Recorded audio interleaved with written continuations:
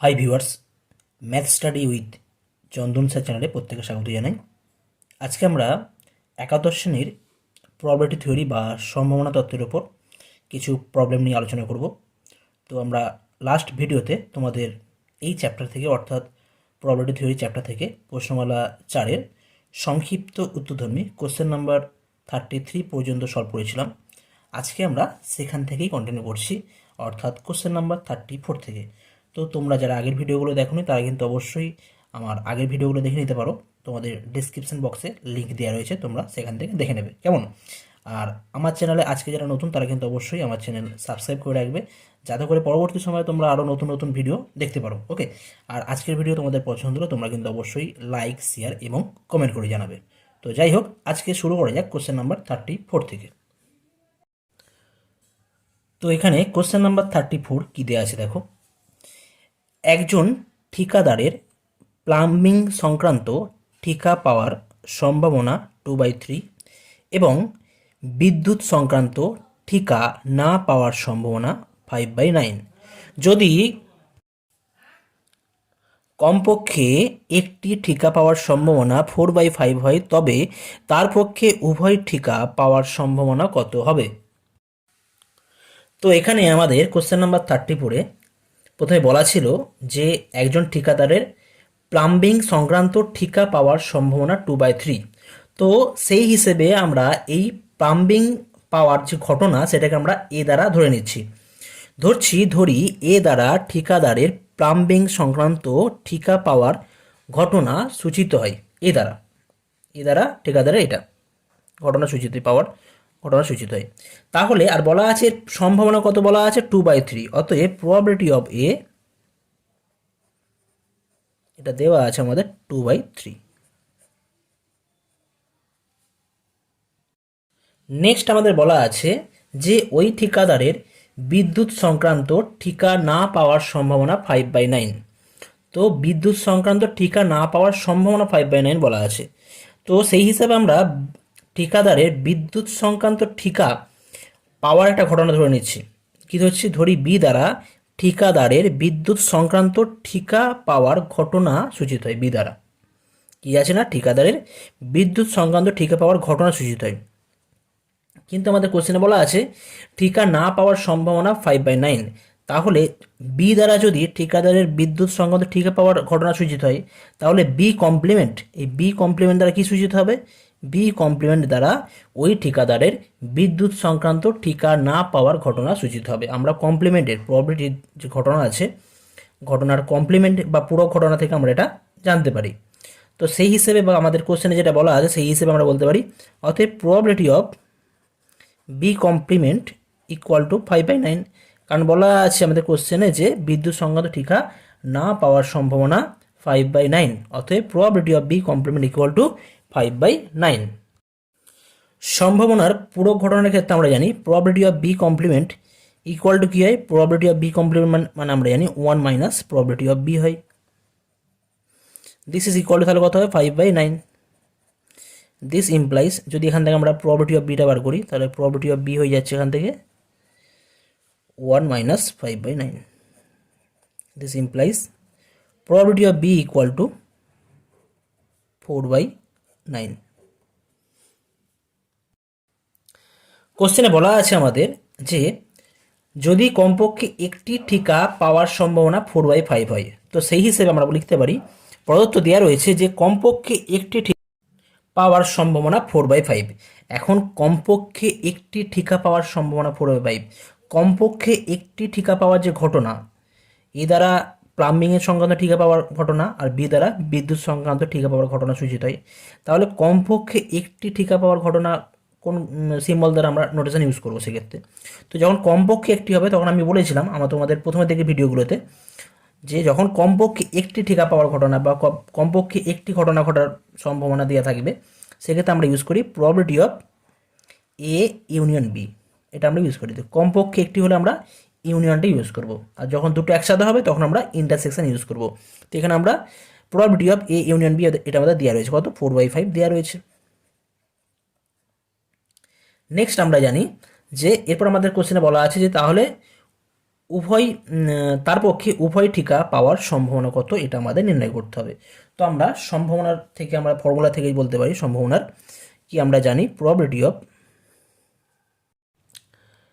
তো এখন প্রবাবিলিটির ক্ষেত্রে আমরা একটা বিষয় জানি যে probability of A union B equal to probability of A plus probability of B minus probability of A intersection B হয়। তো এই জায়গা থেকে যদি আমরা এই probability of A, probability of B আর probability of A union B এর ভ্যালুগুলো আমরা পুট করে দিই, তাহলে আমরা ইন্টারসেকশনের ভ্যালুটা আমরা পেয়ে যাব। তাহলে এ ইউনিয়নের ভ্যালু আমাদের দেওয়া রয়েছে, পেয়েছি আমরা 4/5 equal to probability of A আগে পেয়েছিলাম 2/3, এখানে 2/3 পেয়েছিলাম 2/3 প্লাস প্রবাবিলিটি অফ বি আমরা অলরেডি পেয়েছি এখানে 4/9 minus probability of A intersection B. এবার যদি আমরা এই ডান দিক থেকে বাম দিকে আনি লেফট হ্যান্ড সাইডে, তাহলে হয়ে যাবে probability of A intersection B equal to 2/3 plus 4/9 minus 4/5। তাহলে এই জায়গা থেকে আমাদের এলসিএম হয়ে যাবে কত, probability of A union intersection B equal to এদের এলসিএম হবে 5×9 = 45 পাবো এই জায়গা থেকে। তাহলে এই জায়গা থেকে হয়ে যাচ্ছে 3×15 = 35, 15×2 = 30 প্লাস 9×5 = 5×4 = 20, 20 হয়ে যাচ্ছে মাইনাস 5×9 = 4×9 = 36। অর্থাৎ এখান থেকে বলতে পারছি probability of A intersection B equal to 30 + 20 করলে আমরা এই জায়গা থেকে পাবো 50, 50 - 36 করলে 14, 14/45, 14/45। তো 7 দুগুণে আর যাওয়া যাবে না এখান থেকে। সুতরাং আমরা বলতে পারি যে ওই ঠিকাদারের পক্ষে উভয় ঠিকা পাওয়ার সম্ভাবনা হচ্ছে 14/45। নেক্সট আসে যাক কোশ্চেন নাম্বার 35। কোশ্চেন নাম্বার 35 কী দিয়ে আছে দেখো, একটি শ্রেণীতে 30 জন বালক ও 20 জন বালিকা আছে এবং অর্ধেক বালক ও অর্ধেক বালিকা নীল চক্ষু বিশিষ্ট। শ্রেণী থেকে উদ্দেশ্যহীনভাবে একজনকে নির্বাচন করা হলে সে বালক অথবা নীল চক্ষু বিশিষ্ট হওয়ার সম্ভাবনা কত হবে সেটা আমাদের নির্ণয় করতে হবে। তো কোশ্চেন নাম্বার 35 এখানে কোশ্চেন ওয়াইজ এখানে মোট বালক বালিকার সংখ্যা কত দেওয়া আছে আমরা দেখব। কোশ্চেনে পরিষ্কার বলা আছে যে বালক সংখ্যা আছে 30, তো মোট বালক সংখ্যা আমরা লিখতে পারি এখানে 30। মোট বালিকা সংখ্যা আমাদের বলা আছে 20 এবং তাহলে বলতে পারি মোট বালক ও বালিকা সংখ্যা মোট কত হবে, মোট সংখ্যা হবে 30 + 20 = 50। কোশ্চেনে আরও বলা আছে যে মোট যে বালক সংখ্যা সেই বালক সংখ্যার অর্ধেক হচ্ছে নীল চক্ষু বিশিষ্ট। মোট বালক সংখ্যার অর্ধেক হচ্ছে নীল চক্ষু বিশিষ্ট। তাহলে আমরা বলতে পারি নীল চক্ষু বিশিষ্ট বালক সংখ্যা কত হবে, মোট বালক সংখ্যা 30, তার অর্ধেক তাহলে কত হবে, অর্ধেক হচ্ছে 30/2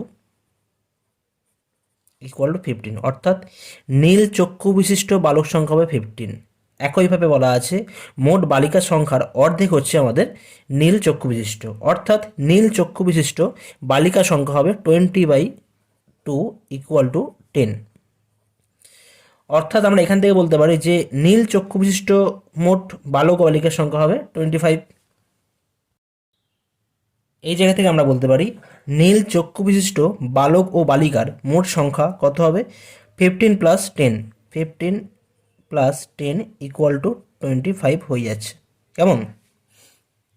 তো আমাদের কোশ্চেনে এখন কি বলা আছে, কোশ্চেনে বলা আছে যে ওই শ্রেণী থেকে উদ্দেশ্যহীনভাবে একজনকে, অর্থাৎ মোট 50 জন রয়েছে, এই 50 জন থেকে উদ্দেশ্যহীনভাবে একজনকে সিলেক্ট করতে হবে এবং সেই একজন শিক্ষার্থী বা অর্থাৎ বালক বা বালিকা সে কী হবে না, বালক অথবা নীল চক্ষু বিশিষ্ট হওয়ার সম্ভাবনা নির্ণয় করতে হবে। সে বালক অথবা নীল চক্ষু বিশিষ্ট হওয়ার সম্ভাবনা নির্ণয় করতে হবে। তো সেক্ষেত্রে আমরা ধরি এ দ্বারা উদ্দেশ্যহীনভাবে নির্বাচিত একজন শিক্ষার্থী, এখানে শিক্ষার্থী বলতে বালক অথবা বালিকা, একজন শিক্ষার্থী বালক হওয়ার ঘটনা, আমরা যে শিক্ষার্থীকে আমরা সিলেক্ট করব সেটা বালক হওয়ার ঘটনা সূচিত হয়। তাহলে আমরা বলতে পারি এখান থেকে আমরা কি বলবো, প্রবাবিলিটি অফ এ কত হয়ে যাবে, অর্থাৎ প্রবাবিলিটি অফ মানে কি, মোট বালক সংখ্যা বাই মোট বালক সংখ্যা কত আছে, মোট বালক সংখ্যা আমাদের দেওয়া রয়েছে 30 ডিভাইড বাই মোট সংখ্যা কত, মোট বালক বালিকা মোট সংখ্যা 50 ইকুয়াল টু 3/5 হয়ে যাচ্ছে। এখানে আমরা আরও ধরে নিচ্ছি, ধরি উদ্দেশ্যহীনভাবে নির্বাচিত একজন শিক্ষার্থী নীল চক্ষু বিশিষ্ট হওয়ার ঘটনা বি দ্বারা সূচিত হয়। এখানে যে শিক্ষার্থীকে আমরা সিলেক্ট করব সেই শিক্ষার্থী নীল চক্ষু বিশিষ্ট হবে, অর্থাৎ নীল চক্ষু বিশিষ্ট বালক বালিকার মোট সংখ্যা কত, এখানে 25। ঠিক আছে, তাহলে আমরা এখান থেকে বলতে পারি অতএব probability of B equal to কত হবে, probability of B equal to হয়ে যাচ্ছে আমাদের 25 বাই মোট শিক্ষার্থীর সংখ্যা। মোট শিক্ষার্থীর সংখ্যা এখানে কত আমাদের দেওয়া আছে 50, 25/50 ইকুয়াল টু হয়ে যাচ্ছে 1/2। তাহলে এই জায়গা থেকে আমরা এখন কি করব, probability of A intersection B নির্ণয় করব। অতএব probability of A intersection B, A মানে কি ছিল আমাদের, এ মানে ছিল বালক, আর বি মানে কি ছিল নীল নীল চক্ষু বিশিষ্ট, অর্থাৎ নীল চক্ষু বিশিষ্ট বালক সংখ্যার প্রবাবিলিটি কত সেটা আমরা নির্ণয় করব। এখানে আমরা কি নির্ণয় করব, নীল চক্ষু বিশিষ্ট বালক হবার সম্ভাবনা নির্ণয় করব, অর্থাৎ সেটাই হবে কি, সেই ঘটনা হবে আমাদের এ ইন্টারসেকশন বি এখানে। তো নীল চক্ষু বিশিষ্ট বালক কোথায় আছে, এখানে 15 আছে, নীল চক্ষু বিশিষ্ট বালক আছে 15। তাহলে মোট এর যে বালক, যে শিক্ষার্থীকে আমরা সিলেক্ট করব সেটা নীল চক্ষু বিশিষ্ট বালক হওয়ার সম্ভাবনা কথা হবে 15/50। 5 দিয়ে কাটলে এটা 5 3 5 10 3/10 হবে। আমাদের কোশ্চেনে বলা আছে যে নির্বাচিত একজন শিক্ষার্থী সে বালক হবে অথবা নীল চক্ষু বিশিষ্ট হওয়ার ঘটনা, যেহেতু অথবার কথা বলা আছে তাই জন্য আমরা কি করব, ইউনিয়ন করব। সুতরাং আমরা কি বলতে পারি, উদ্দেশ্যহীনভাবে নির্বাচিত একজন শিক্ষার্থী বালক অথবা নীল চক্ষু বিশিষ্ট হওয়ার সম্ভাবনা, এখানে অথবা কথা বলা আছে, অথবা বলা আছে, তো যেহেতু অথবার কথা বলা আছে তার সম্ভাবনা হয়ে যাবে probability of A union B. ঠিক আছে, আচ্ছা এখন probability of A union B একটা ফর্মুলা আছে, আমরা জানি কি জানি ফর্মুলা, প্রবাবিলিটি অফ আমরা জাস্ট আগের অঙ্কতে আমরা ইউজ করেছি আগের প্রবলেমটাতে। Probability of A union B equal to হয় আমাদের probability of A plus probability of B minus probability of A intersection B. Just আমরা এখানে এই ভ্যালুগুলো পুট করে দেবো। প্রবাবিলিটি অফ এ আমরা পেয়েছি 3/5 আগে পেয়েছি জাস্ট, আর প্লাস প্রবাবিলিটি অফ বি কত পেয়েছি 1/2 minus probability of A intersection B কত 3/10। তাহলে এদের এলসিএম হয়ে যাচ্ছে 10, 5 দুগুণে 10, 2 3 6 পাবো, এটা 2 5 আর 10 1 10 -3, তাহলে 6 5 11 -3 8/10, 8/10 মানে কত হয়ে যায় 4/5। অর্থাৎ উদ্দেশ্যহীনভাবে নির্বাচিত একজন শিক্ষার্থী বালক অথবা নীল চক্ষু বিশিষ্ট হওয়ার সম্ভাবনা হবে 4/5। এটাই কিন্তু আমাদের কমপ্লিট অ্যান্সার। নেক্সট আসছি কোশ্চেন নাম্বার 36। কোশ্চেন নাম্বার 36 কী দেওয়া আছে দেখো, প্রথম 200টি স্বাভাবিক সংখ্যার দ্বারা চিহ্নিত 200টি টিকিটের মধ্যে থেকে উদ্দেশ্যহীনভাবে একটি টিকিট তোলা হয়। তোলা টিকিটটি 3 অথবা 7-এর গুণিতক হওয়ার সম্ভাবনা কত হবে সেটা আমাদের এখানে নির্ণয় করতে হবে। তো এখানে আমাদের মোট টিকিট সংখ্যা কতগুলো আছে, প্রথম 200টি স্বাভাবিক সংখ্যা বলা আছে, কি বলা আছে না, প্রথম 200টি স্বাভাবিক সংখ্যা দ্বারা চিহ্নিত 200টি টিকিটের মধ্যে থেকে উদ্দেশ্যহীনভাবে একটি টিকিট তোলা হবে। অর্থাৎ এখানে মোট টিকিটের সংখ্যা আছে 200। টিকিটের নাম্বার কীভাবে করা আছে, নাম্বারিং করা আছে 1 2 3 করে, এইভাবে 200 পর্যন্ত নাম্বারিং করা আছে। তো এখান থেকে বলা হচ্ছে যে একটা টিকিট তোলা হবে এবং সেটি 3 অথবা 7-এর গুণিতক হওয়ার সম্ভাবনা নির্ণয় করতে হবে এখানে। তো এক্ষেত্রে আমাদের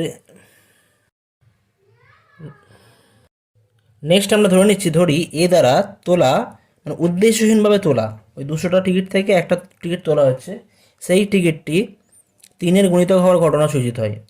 তাহলে এই ঘটনার অন্তর্ভুক্ত নমুনা দেশে কতগুলো নমুনা বিন্দু থাকবে, অথবা 1 থেকে 200-এর মধ্যে 3-এর গুণিতক কতগুলো সংখ্যা আছে সেগুলো আমাদের জানতে হবে। তো তার জন্য কিছু নয়, সিম্পল তোমরা যদি 200কে 3 দিয়ে ভাগ করো, 3 দিয়ে ভাগ করলে যেটা ভাগফল পাবে, 200কে যদি তোমরা 3 দিয়ে ভাগ করো কত হবে, এটা 3 6 18,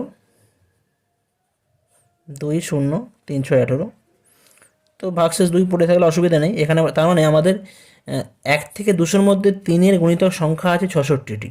ওকে, তার মানে এখানে বলতে পারি আমাদের N of A equal two 66। তো আমরা এখানে যেটা করব, এই ঘটনার প্রবাবিলিটি বার করব, অর্থাৎ 1 থেকে 200-এর মধ্যে থেকে যে কোনো একটা সংখ্যা চুজ করলে সেই সংখ্যাটা 3-এর গুণিতক হওয়ার সম্ভাবনা আমরা প্রথম নির্ণয় করব। ঠিক আছে, অতএব বলতে পারি প্রবাবিলিটি অফ এ এখানে পাবো আমরা কত, 66 বাই 200, মানে আমাদের আগের যে প্রবলেমগুলো আমরা আগের ভিডিওতে করেছিলাম N of A divide by N of S, এখানে এন অফ এস মানে হচ্ছে আমাদের 200, ঠিক আছে। বোঝার সুবিধার জন্য আমি এন অফ এস সমান এখানে 200 করে দিচ্ছি।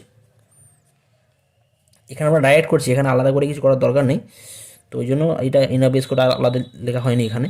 তো যাই হোক, তো এখানে প্রবাবিলিটি অফ এ সমান 66/200 পাচ্ছি আমরা, ঠিক আছে। আচ্ছা, একই রকমভাবে ধরে নিচ্ছি বি দ্বারা উদ্দেশ্যহীনভাবে তোলা টিকিটটি 7-এর গুণিতক হওয়ার ঘটনা সূচিত হয়। ধরি বি দ্বারা উদ্দেশ্যহীনভাবে তোলা টিকিটটি 7-এর গুণিতক হওয়ার ঘটনা সূচিত হয়। তাহলে আমাদের এখানে কি বলতে পারি এখান থেকে, অর্থাৎ 1 থেকে 200-এর মধ্যে কতগুলো সংখ্যা 7-এর গুণিতক আছে, ঠিক আছে। তো সেটা কাউন্ট করার জন্য আমরা কী করব, 200কে আমরা 7 দিয়ে ভাগ করব। 7 3 যাবে না, 7 2 14, 6 0 7 8 56। তো এখানে আমরা দেখছি 28টি সংখ্যা আছে যারা 7-এর গুণিতক হয়।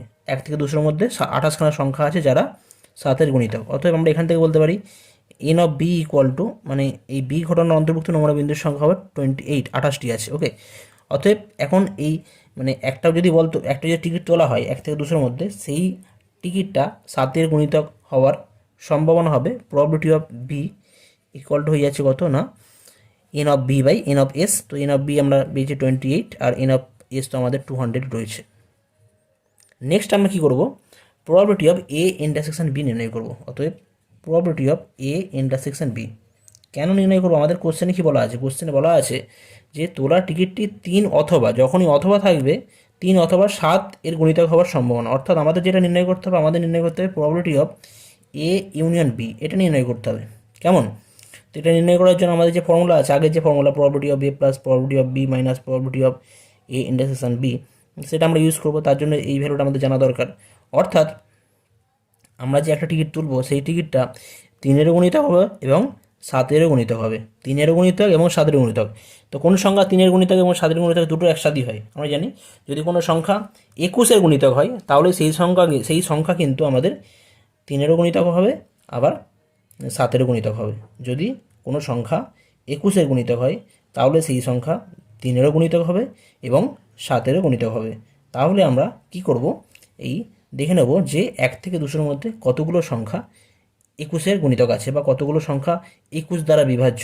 তাই জন্য আমরা কি করব, এখানে 21 দিয়ে ভাগ করব, 200কে আমরা 21 দিয়ে ভাগ করব।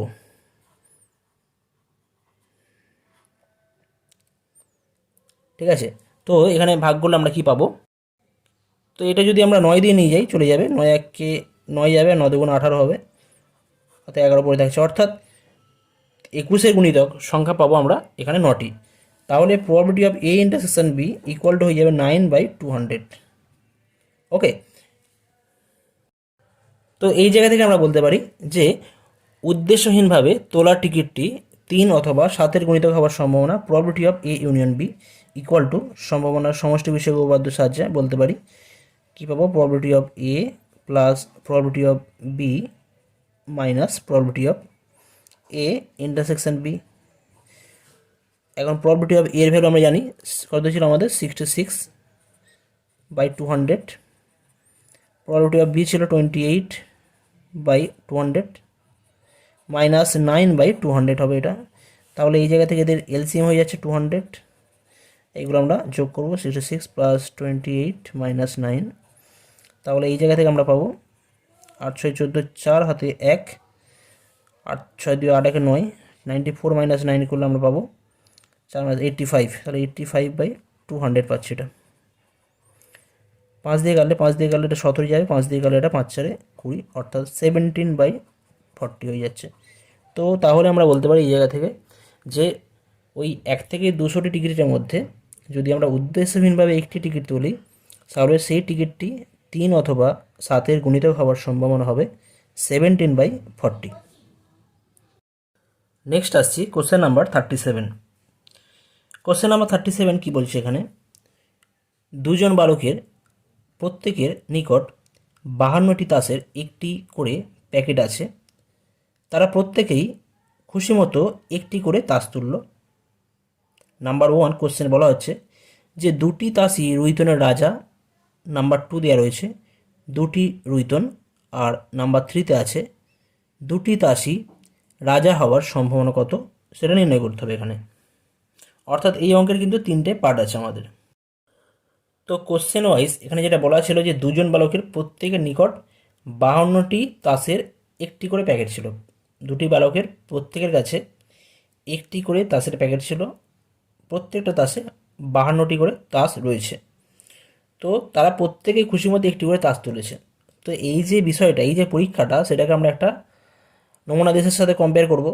সেই কারণে আমরা ধরে নিচ্ছি দুজন বালকের প্রত্যেকে তাদের নিকট তাসের প্যাকেট থেকে একটি করে তাস তোলার সমসম্ভব পরীক্ষার নমুনা দেশ এস হলে এন অফ এস, অর্থাৎ এই নমুনা দেশে কতগুলো নমুনা বিন্দু থাকবে সেটা আমরা নির্ণয় করব। ঠিক আছে, ভালো করে বোঝার চেষ্টা করো। তো প্রত্যেকটা তাসের প্যাকেটে কতগুলো করে তাস ছিল? 52টি করে তাস ছিল।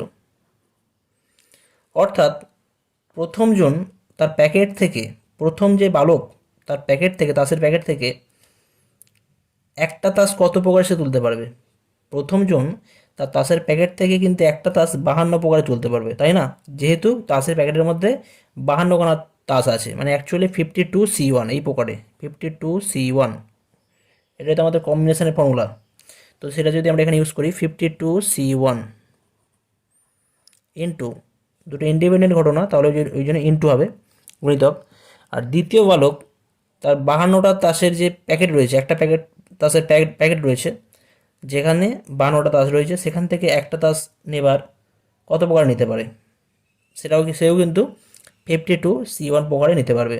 তো সেক্ষেত্রে আমাদের এই দুটো ঘটনা একসাথে কত প্রকারে ঘটবে? 52C1 ইন্টু 52C1, অর্থাৎ 52C1 মানে কিন্তু 52ই হয় ইন্টু 52। কেমন? অর্থাৎ দুইজন বালকের প্রত্যেকে তাদের তাসের প্যাকেট থেকে একটা করে তাস কত প্রকারে তুলতে পারে? মোট 52 ইন্টু 52 প্রকারে। দুজন বালক, একজন বালক 52 প্রকারে তুলতে পারতো, কিন্তু দুজন একসঙ্গে কথা বলা হচ্ছে তো এখানে, দুটো ঘটনাকে আমরা একসাথে কম্বাইন করছি এখানে, যার জন্য কি বলবো না 52 ইন্টু 52 প্রকারে তুলতে পারবে এন অফ এসে হয়। তো এখানে পার্ট 1-এ দেওয়া রয়েছে। পার্ট 1-এ কোশ্চেনে কি বলা আছে যে যে দুটো তাস তোলা হচ্ছে সেই দুটো তাসই রুইতনের রাজা হবে। দুটো তাসই রুইতনের রাজা হবে। তাহলে এই এ ঘটনার অন্তর্ভুক্ত নমুনা বিন্দুর সংখ্যা আমাদের নির্ণয় করতে হবে এখানে। কেমন? তাহলে বলতে পারি অতএব N of A equal two, আমরা কি বলবো? দেখো, দুটি তাসই রুইতনের রাজা হবে। এখন 52টি তাসের যে একটা প্যাকেট, সেই একটা তাসের প্যাকেটের মধ্যে কতগুলো রুইতনের রাজা থাকে? রুইতনের রাজা কিন্তু একটাই থাকে। রুইতনের রাজা একটাই থাকে। মোট 4টে রাজা থাকে, চারটে রং যে রয়েছে, 4টে কালারের। তো সেক্ষেত্রে আমাদের রুইতনের রাজা একটা থাকবে।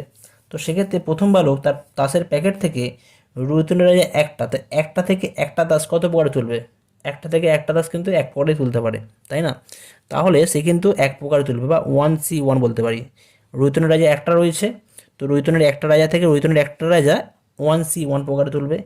একই রকমভাবে দ্বিতীয় যে বালক, সেও কিন্তু তাসের প্যাকেট থেকে, তার যে তাসের প্যাকেট, সেখানেও কিন্তু আমাদের রুইতনের রাজা আছে একটা, সে ওই একটা রুইতনের রাজা থেকে একটা রুইতনের রাজা 1C1 প্রকারে তুলবে। অর্থাৎ কী হবে? এটা 1 ইন্টু 1 হয়ে যাচ্ছে, সমান 1।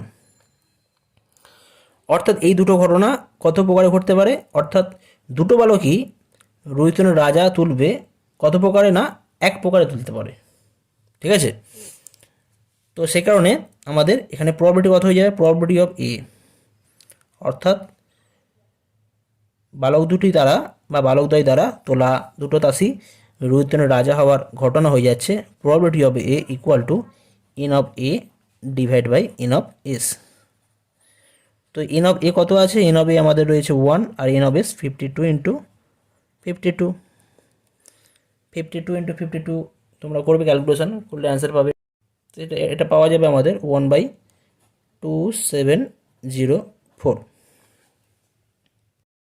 নেক্সট পার্টে বলা আছে যে দুটি তাসই, যে দুটো তাস তোলা হবে সেই দুটো তাসই কিন্তু রুইতন হবে, তার সম্ভাবনা নির্ণয় করতে হবে। তো সেই হিসাবে আমরা একটা ঘটনা ধরে নিচ্ছি, যে ধরি বি দ্বারা দুটি তাসই রুইতন হওয়ার ঘটনা সূচিত হয়। তাহলে আমরা দেখবে এখন এই বি ঘটনার অন্তর্ভুক্ত নমুনা বিন্দুর সংখ্যা কতগুলো আছে। নমুনা বিন্দুর সংখ্যা হবে N of B equal to দুটি তাসই রুইতন হবে। তার মানে কি, প্রথম যে বালক সেও কিন্তু তার প্যাকেট থেকে একটা রুইতনের তাস তুলে আনবে, আর দ্বিতীয় যে বালক সেও কিন্তু তার প্যাকেট থেকে একটা রুইতনের তাস তুলে আনবে। ভালো করে বোঝার চেষ্টা করো, কতগুলো তাস তুলবে? একটা তাস। তো প্রথমজন যে রয়েছে তার কাছে মোট 52টা তাস রয়েছে। তার মধ্যে কিন্তু রুইতনের তাস কতগুলো আছে? রুইতনের তাস থেকে কিন্তু 13টা থাকে।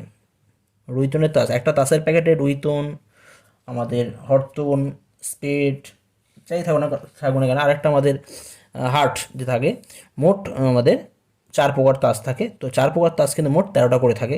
তো রুইতনের 52টা তাসের মধ্যে রুইতনের তাস থাকে 13টা থাকে।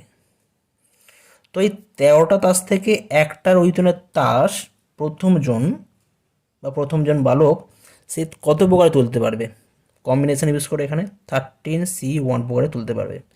একই রকমভাবে দ্বিতীয় যে বালক তার কাছে কিন্তু একটা তাসের প্যাকেট রয়েছে যার মধ্যে 52টা তাস আছে, এবং 52টা তাসের মধ্যে 13টা রুইতন রয়েছে। কেমন? তো এই 13টা রুইতনের কাঠ থেকে একটা রুইতন সে কত প্রকারে তুলতে পারবে? রুইতনের তাস 13C1 কম্বিনেশন ইউজ করতে হবে এখানে। 13C1 মানে কিন্তু 13ই হয় ইন্টু 13। ওকে, তাহলে আমরা এখান থেকে বলতে পারি অতএব ওই দুটো বালকদ্বয় দ্বারা তোলা দুটি তাসই রুইতন হওয়ার সম্ভাবনা হবে probability of B equal to N of B divide by N of S. N of B কত আছে? 13 ইন্টু 13। এন অফ এস কত আছে? 52 ইন্টু 52। 13 4 4 4 16, তাহলে ওই আছে এটা 1/16। নেক্সট পার্ট 3তে বলা আছে যে দুটো তাস তোলা হয়েছে, সেই দুটো তাসই রাজা হওয়ার সম্ভাবনা কত হবে সেটা নির্ণয় করতে হবে। তো সেই হিসাবে আমরা ধরে নিচ্ছি সি দ্বারা দুটি তাসই রাজা হওয়ার ঘটনা সূচিত হয়। কেমন? তাহলে এই ঘটনার অন্তর্ভুক্ত নমুনা বিন্দুর সংখ্যা কত হবে আমাদের নির্ণয় করতে হবে, এন অফ সি। তো প্রথম বালকের কাছে 52টা তাস আগের মতনই ছিল। 52টা তাসের প্যাকেটে কতগুলো রাজা থাকে? 52টা তাসের প্যাকেটে কিন্তু 4টে রাজা থাকে, 4টে রঙের 4টে রাজা থাকে। কেমন? দ্বিতীয় জনের ক্ষেত্রেও কিন্তু 52টা তাসের প্যাকেটে 4টে রাজা থাকে। তো প্রথমজন এই 4টে রাজা থেকে, সে তো একটা তাসই তুলেছে তাই না, 52টা তাসের প্যাকেট থেকে একটাই তো তাস তুলবে, তো তাকে তুলতে হবে, রাজা তুলতে হবে। তো রাজা মানে এখানে 4টে রাজা আছে। তো 4টে রাজা থেকে সে একটা রাজা কত প্রকারে তুলতে পারবে? 4C1 প্রকারে। একই রকমভাবে দ্বিতীয় যে বালক সেও কিন্তু এই 4টি রাজা থেকে একটা রাজা 4C1 প্রকারে তুলতে পারবে। অর্থাৎ পুরো দুটো ঘটনা কত প্রকারে ঘটছে? তাহলে 4 ইন্টু 4 প্রকারে, অর্থাৎ 4 4 16 রকম উপায়ে ঘটছে। তাহলে আমরা এখান থেকে বলতে পারি যে দুটি তাসই রাজা হওয়ার সম্ভাবনা হয়ে যাবে probability of C equal to N of C divide by N of S. N of C মানে কত? 16, আর এন অফ এস মানে আমাদের 52 ইন্টু 52, তাহলে এটা হয়ে যাবে 169। এখানে 15 কালার 13 দিয়ে কাটবে, ঠিক আছে, 13 13 হবে, 4 দিয়ে কাটলে 4 3 52 হবে। অর্থাৎ দুটি তাসই এক্ষেত্রে রাজা হওয়ার সম্ভাবনা হয়ে যাচ্ছে 1/169। নেক্সট আসছি কোশ্চেন নাম্বার 38। কোশ্চেন নাম্বার 38 কী দেওয়া আছে দেখো, 1, 2, 3, 4 সংখ্যাগুলি থেকে উদ্দেশ্যহীনভাবে দুটি সংখ্যা নির্বাচন করা হয়।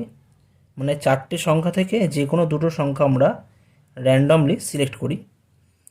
নির্বাচিত সংখ্যা দুটির সমষ্টি অযুগ্ম হওয়ার সম্ভাবনা কত হবে সেটা আমাদের নির্ণয় করতে হবে। তো এখানে কোশ্চেনে যেটা দেওয়া রয়েছে, আমাদের মোট 4টে সংখ্যা আছে, 1, 2, 3, 4। 4টি সংখ্যা থেকে আমাদের কতগুলো সংখ্যা চুজ করতে হবে? দুটি সংখ্যা চুজ করতে হবে। তো আমাদের ভিডিও অলরেডি অনেক বড় হয়ে যাচ্ছে, তো যাতে খুব বেশি বড় না হয় তার জন্য আমি জাস্ট তোমাদের এখানে হিন্টস দিয়ে রাখছি, তোমরা নিজেরাই গুছিয়ে লিখবে। কেমন?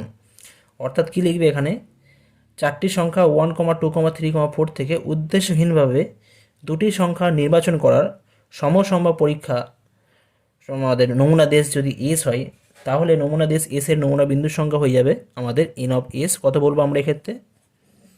4C2 বলা হবে, কেমন? 4C2 আমরা বলবো, এটা 4C2 করলে হবে 4 factorial by 2 factorial into 2 factorial, তো এটা তোমরা পাবে 6 পাবে। নেক্সট বলা আছে বলছে নির্বাচিত সংখ্যা দুটির সমষ্টি অযুগ্ম হওয়ার সম্ভাবনা কত? তো আমরা লিখতে পারি যে ধরি এ দ্বারা নির্বাচিত সংখ্যা দুটি সমষ্টি অযুগ্ম হওয়ার ঘটনা সূচিত হয়, তাহলে আমরা সেখান থেকে এই ঘটনার অন্তর্ভুক্ত নমুনা বিন্দু সংখ্যা লিখতে পারবো। তো অ্যাকচুয়ালি এই ঘটনা দ্বারা কি বললাম, এই ঘটনা দ্বারা নির্বাচিত সংখ্যা দুটির সমষ্টি অযুগ্ম হবে, কেমন? এই সংখ্যাগুলোর মধ্যে থেকে। তো এই ক্ষেত্রে আমরা এই ঘটনার নমুনা বিন্দুগুলো যদি একটু দেখে নিই, নমুনা বিন্দুগুলো তোমরা পাবে এরকম 1,2, ঠিক আছে, 1,2 হবে, 1,4 হবে, 2,3 হবে, 2,1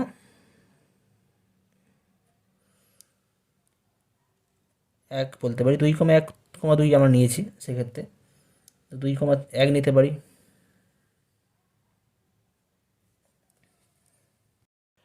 এখানে আমরা এই 1,2 যেহেতু নিয়েছি, তাহলে 2,1কে নেব না। কেন নেব না সেটা আমি বলছি। এখানে আমরা 4,3কে সিলেক্ট করব। এখানে চারটে সংখ্যা কিন্তু আলাদা আলাদা রয়েছে, মানে দুটো সংখ্যাকে নেওয়া হচ্ছে, তো চারটে সংখ্যা থেকে দুটো সংখ্যা নিচ্ছি। এখানে কিন্তু আমরা কম্বিনেশান ইউজ করছি। কম্বিনেশানে কিন্তু অর্ডার কিন্তু মেনটেন্স হয় না, কম্বিনেশানে অর্ডার মেনটেন্স হয় না। সেখানে 1 আর 2কে নেওয়া, 2 আর 1কে নেওয়া কিন্তু একই ব্যাপার, কেমন? কম্বিনেশানে 1 আর 2কে নেওয়া, 2 আর 1কে নেওয়া একই ব্যাপার। এখানে কোনো আমরা বর্ণ সাজাচ্ছি না, ঠিক আছে? যার জন্য এখানে কম্বিনেশান ইউজ হচ্ছে। তো সেক্ষেত্রে আমাদের এই ঘটনা নমুনা বিন্দু হয়ে যাবে 1,2, 1,4, 2,3, 4,3। তোমরা অনেকে বলবে 1,2কে নেবো, 2,1কেও নেবো, তো তাই না? কিন্তু সেই বিষয়টা আমাদের হেড টেলের ক্ষেত্রে হতে পারতো। হেড টেলের ক্ষেত্রে হেড টেলও হতে পারে, আবার টেল হেডও হতে পারে, সেটা আমাদের ডিপেন্ড করে বিভিন্ন ক্ষেত্রে। যদি একটা কয়েনকে বারবার ধরে টস করি সেক্ষেত্রে কেমন হয়। কিন্তু এক্ষেত্রে আমরা দুটো সংখ্যাকে নিচ্ছি, যে কোনো দুটো সংখ্যাকে। তো আমাদের কী দরকার? আমাদের মোট দরকার এখানে কিন্তু আমাদের অযুগ্ম সংখ্যা নিয়ে দরকার। তো 1,2 তুললেও অযুগ্ম হবে, আর 2,1 তুললেও অযুগ্ম হবে। তো এই দুটোকে কিন্তু আমরা একটা সংখ্যা হিসেবে ট্রিট করবো এখানে। ওকে, তো নমুনা বিন্দু একটাই নমুনা বিন্দু হিসেবে ট্রিট করবো এখানে। তাহলে এখানে আমাদের নমুনা বিন্দু হয়ে যাচ্ছে 1,2, 1,4, 2,3, 4,3, অর্থাৎ এখানে আমাদের, সুতরাং আমরা বলতে পারি এন অফ এ হবে কত? আমাদের এখানে 4 হবে। অতএব প্রবাবিলিটি অফ এ, অর্থাৎ চারটি সংখ্যা থেকে 1,2, 3, 4 দুটি সংখ্যা নির্বাচিত করার সম্ভাবনা হয়ে যায় probability of A equal two 4/6 হবে, ইকুয়াল টু হয়ে যাচ্ছে 2/3। নেক্সট আসছে question number 39। Next question number 39 কী দেওয়া আছে? 10টি বৈদ্যুতিক উপাংশ সম্বলিত একটি প্যাকেটের মধ্যে 3টি ত্রুটিপূর্ণ বলে জানা আছে। তো এক্ষেত্রে যদি বলা আছে 4টি উপাংশ উদ্দেশ্যহীনভাবে নিয়ে পরীক্ষা করা হয়, তবে তাদের মধ্যে একটির বেশি ত্রুটিপূর্ণ না হওয়ার বা না পাওয়ার সম্ভাবনা কত হবে নির্ণয় করতে হবে। 10টা বৈদ্যুতিক উপাংশ দেওয়া রয়েছে, তার মধ্যে 3টি ত্রুটিপূর্ণ, অর্থাৎ 3টির মধ্যে কোনো সমস্যা আছে বা 3টি খারাপ, এবং 4টি উপাংশ আমরা সিলেক্ট করছি। তার মধ্যে বলা আছে যে তাদের মধ্যে একটির বেশি ত্রুটিপূর্ণ না হওয়ার সম্ভাবনা। একটির বেশি ত্রুটিপূর্ণ না হওয়ার সম্ভাবনা মানে কি? আইদার 4টে বস্তু আমরা নিয়েছি, তার মধ্যে কোনো ত্রুটিপূর্ণ বস্তু নেই, অথবা এটা একটা হতে পারে কন্ডিশান। আরেকটা কী হবে? 4টে বস্তু আমরা তুলেছি, তার মধ্যে একটা বস্তু ত্রুটিপূর্ণ, অর্থাৎ এটা কিন্তু দুটো কেস, ঠিক আছে? দুটো কেস ইউনিয়ন করতে হবে। তো এটাও কিন্তু আমি তোমাদের হিন্টস দিয়ে রাখছি, তোমরা নিজেরা করবে। তো প্রথমে কি লিখে নেবে যে আমাদের সমসম্ভব পরীক্ষার একটা নমুনাদেশ ধরে নিতে হবে, যে 10টি বৈদ্যুতিক উপাংশ থেকে আমাদের যে কোনো 4টি উপাংশ উদ্দেশ্যহীনভাবে নেওয়ার যে সমসম্ভব পরীক্ষা, তার নমুনাদেশ যদি এস হয়, সেই নমুনাদেশের নমুনা বিন্দুর সংখ্যা, নমুনাদেশ তোমরা এস ধরছ, আর নমুনাদেশের নমুনা বিন্দুর সংখ্যা এন অফ এস কত হবে সেটা তোমরা লিখে নেবে, কেমন? মোট কতগুলো উপাংশ ছিল? 10টা। মোট 10টা ছিল, তার মধ্যে কটা আমরা সিলেক্ট করছি? 4টে সিলেক্ট করছি র্যান্ডমলি, তাহলে হবে এখানে 10C4। ওকে, অর্থাৎ নমুনা দেশে নমুনা বিন্দুর সংখ্যা হবে 10C4। এটা করলে তোমরা পাবে 210 পাওয়া যাবে। কেমন? তোমরা এটা জাস্ট ক্যালকুলেটারে ক্যালকুলেশন করে নেবে। কেমন? নেক্সট আমাদের যেটা বলা আছে যে চারটি উপাংশ তোলা হওয়ার পর বলা আছে যে খুব বেশি হলে একটির বেশি ত্রুটিপূর্ণ হবে না। তো এখানে আমরা দুটো ঘটনা ধরবো। ধরি এই ঘটনা দ্বারা চারটি উপাংশ তোলা হলে তার মধ্যে কোনো বস্তু ত্রুটিপূর্ণ না হওয়ার ঘটনা সূচিত হয়। ধরি এ দ্বারা উদ্দেশ্যহীনভাবে চারটি বস্তু তোলা হলে কোনো বস্তুই ত্রুটিপূর্ণ না হওয়ার ঘটনা সূচিত হয়। তাহলে সেই এ ঘটনার অন্তর্ভুক্ত নমুনা বিন্দুর সংখ্যা এন অফ এ তোমরা নিজেরা বার করবে। তো এখানে মোট 10টা বস্তু ছিল, তার মধ্যে 3টে কিন্তু আমাদের ত্রুটিপূর্ণ ছিল। তো আমরা এই ঘটনা বলছি যে এই ঘটনার ক্ষেত্রে কোনো বস্তু ত্রুটিপূর্ণ হবে না। তো কোনো বস্তু ত্রুটিপূর্ণ যদি না হয় তাহলে আমাদের যে 4টে বস্তু আমরা সিলেক্ট করব সেই বস্তুগুলো আমরা এই 7টা আর 3টে, এই 7টা খুব ভালো বস্তু, ত্রুটিপূর্ণবিহীন বা ত্রুটিপূর্ণ নয়, আর এই 3টে ত্রুটিপূর্ণ। আমাদের এই ঘটনা কি বলা হচ্ছে? কোনো বস্তু ত্রুটিপূর্ণ নয়। তাহলে আমরা যে এখানে 4টে বস্তু সিলেক্ট করব সেই 4টে বস্তু বা 4টে এখানে যে বৈদ্যুতিক উপাংশ রয়েছে সেটা কিন্তু এই 7টা থেকে নেব, কারণ এই 3টে ত্রুটিপূর্ণ, এই 3টে থেকে নেওয়া যাবে না, আমরা এই 7টা থেকে নেব। তাহলে 7টা থেকে 4টে বস্তু বা 7টা থেকে আমরা 4টি বৈদ্যুতিক উপাংশ কত প্রকারে নিতে পারি? 7C4 প্রকারে। তো এখানে 7C4 করলে তোমরা পাবে 35। নেক্সট আরেকটা ঘটনা ধরে নেবে বি ঘটনা। ধরি বি দ্বারা কি সূচিত হয় না, 4টি উপাংশ উদ্দেশ্যহীনভাবে তোলা হলে তার মধ্যে কেবলমাত্র একটি বস্তু ত্রুটিপূর্ণ হবে, তার ঘটনা সূচিত হয়। 4টের মধ্যে কেবলমাত্র একটি বস্তু বা একটি বৈদ্যুতিক যন্ত্রাংশ উপাংশ ত্রুটিপূর্ণ হবে, সেই ঘটনা সূচিত হয়। তাহলে এই বি ঘটনার নমুনা বিন্দুর সংখ্যা আমাদের বার করে নিতে হবে। ইন অফ বি 4টের মধ্যে একটা বস্তু, অর্থাৎ আমাদের কিন্তু 4টে বস্তু সিলেক্ট করতে হবে বা 4টি বৈদ্যুতিক উপাংশ সিলেক্ট করব, তার মধ্যে একটা কিন্তু ত্রুটিপূর্ণ হবে। তাহলে একটা আমরা এই 3টে থেকে নেব। 4টের মধ্যে আমাদের মোট 4টে সিলেক্ট করতে হবে, 4টের মধ্যে একটা এখান থেকে নেওয়া হবে, আর বাকি যে 3টে সেই 3টে কিন্তু আমরা কোথা থেকে নেব? এইখান থেকে নেব, 7টা থেকে। 7টা ত্রুটিবিহীন আর 3টে ত্রুটিযুক্ত। 3টে থেকে আমরা একটা বস্তু সিলেক্ট করব, আর বাকি এই 7টা থেকে আমরা 3টে বস্তু সিলেক্ট করব, কারণ মোট আমাদের 4টে বস্তু কিন্তু বা 4টে বৈদ্যুতিক উপাংশ সিলেক্ট করতে হচ্ছে। তো সেই কারণে আমরা কি করব না, এখানে 7C3, এখানে কিন্তু কোনো ত্রুটিযুক্ত বস্তু নেই, ত্রুটিবিহীন, ইন্টু 3C1 এটা আমরা করব। তো এটা ক্যালকুলেশন করলে তোমরা পাবে, এটাও তোমরা 35 পাবে, ইন্টু 3 ইকুয়াল টু হবে 105। ওকে, এই জায়গা থেকে তোমরা অবশ্যই প্রবাবিলিটি অফ এ বার করতে পারবে। প্রবাবিলিটি অফ এ পাবে, প্রবাবিলিটি অফ এ হয়ে যাবে আমাদের 35/210, আর প্রবাবিলিটি অফ বি হবে 105/210। কেমন? তো তাহলে আমাদের অ্যাকচুয়াল যে অ্যান্সার, অর্থাৎ কী বলা আছে যে একটির বেশি ত্রুটিপূর্ণ হবে না তার সম্ভাবনা, অর্থাৎ লাস্টে তোমরা অ্যান্সার লিখবে যে নির্বাচিত বস্তুগুলোর ক্ষেত্রে কি বলা আছে এখানে আমাদের একটির বেশি ত্রুটিপূর্ণ না হওয়ার সম্ভাবনা ইকুয়াল টু হবে আমাদের probability of A union B. ঠিক আছে? আচ্ছা, এই দুটো ঘটনা কিন্তু পরস্পর ইন্ডিপেন্ডেন্ট, এদের বা মিউচুয়ালি এক্সক্লুসিভ। এই ঘটনা আর বি ঘটনা মিউচুয়ালি এক্সক্লুসিভ, এদের একে অপরের মধ্যে কোনো সম্পর্ক নেই। তাহলে কী হবে, প্রবাবিলিটির যে সমষ্টি বিষয় উপপাদ্য তার সাহায্যে বলবো probability of A plus probability of B হবে, এটা ইকুয়ালটা আমরা পেয়ে যাব কত? প্রবাবিলিটি অফ এ আমাদের 35/200 জানা আছে, 210, এটা আমাদের হতে আছে 105/210। তাহলে এটা আমাদের হয়ে যাচ্ছে 1/6 প্লাস 1/2 সমান, তোমরা পাবে এটা 6 লসাগু, 6 1 2 3 4/6 2/3। অর্থাৎ কী বলতে পারি যে 4টি উপাংশ উদ্দেশ্যহীনভাবে নেওয়া হলে তাদের মধ্যে একটির বেশি ত্রুটিপূর্ণ না হওয়ার সম্ভাবনা সমান probability of A union B equal to probability of A plus probability of B. এখানে কেন আমরা ওই মাইনাস দিয়ে প্রবাবিলিটি অফ, এখানে মাইনাস হতে পারতো, এখানে কিন্তু probability of A intersection B এটা কিন্তু 0, কারণ এই যে এ আর বি দুটো ঘটনা কিন্তু মিউচুয়ালি এক্সক্লুসিভ, একে অপরের সাথে কোনো কিন্তু কমন পয়েন্ট নেই, কমন মনোবিন্দু নেই। ঠিক আছে, এটাই কিন্তু আমাদের হলো। নেক্সট লাস্ট কোশ্চেন আছে তোমাদের সংক্ষিপ্ত উত্তরধর্মীর, কোশ্চেন নাম্বার 40, লাস্ট কোশ্চেন রয়েছে। এখানে বলা আছে এ ও বি এই দুজন পরীক্ষার্থী জয়েন্ট এন্ট্রান্সের মাধ্যমে ভর্তি হতে চাইছে। তো সেক্ষেত্রে আমাদের এ এর নির্বাচিত হওয়ার সম্ভাবনা দেওয়া আছে 0.5, প্রবাবিলিটি অফ এ 0.5 বলা আছে, এবং এ ও বি একই সঙ্গে নির্বাচিত হওয়ার সম্ভাবনা 0.3। তাহলে বলা হচ্ছে যে বি এর নির্বাচিত হওয়ার সম্ভাবনা 0.9 হতে পারে কি, ইয়েস অর নো, এটা আমাদের বার করতে হবে।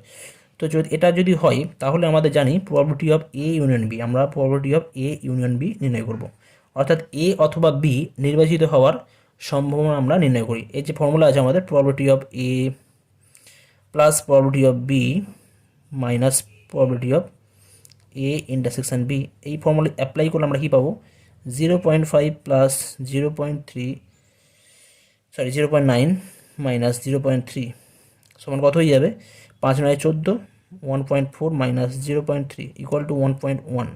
কিন্তু অর্থাৎ দেখতে পাচ্ছি probability of A union B, অর্থাৎ এ অথবা বি এর একই সঙ্গে নির্বাচিত হওয়ার সম্ভাবনা দাঁড়াচ্ছে এ অথবা বি এর একই সঙ্গে, এখানে এ অথবা বি এর ভর্তি হওয়ার সম্ভাবনা হয়ে যাচ্ছে 1.1।